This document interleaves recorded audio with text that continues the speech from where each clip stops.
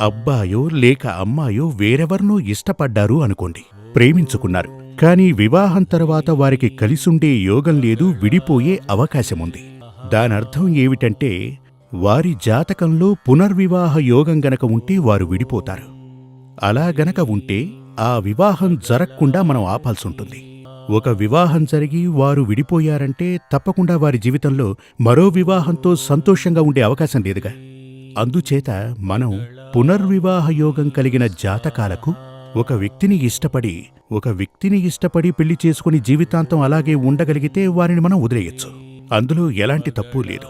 కాకపోతే వివాహమయ్యాక దోషాలు కనబడుతున్నాయి అంటే, లేక ఆ వ్యక్తే కావాలని మీ అబ్బాయో అమ్మాయో మీ దగ్గర మంకుపట్టు పడితే గనక వారిని విడదీయటానికి, ఆ దోషం రాకుండా విడదీయటానికి వేర్పాటు హోమం చేయవచ్చు. అది కూడా ఇక్కడ జరుగుతూ ఉంటుంది.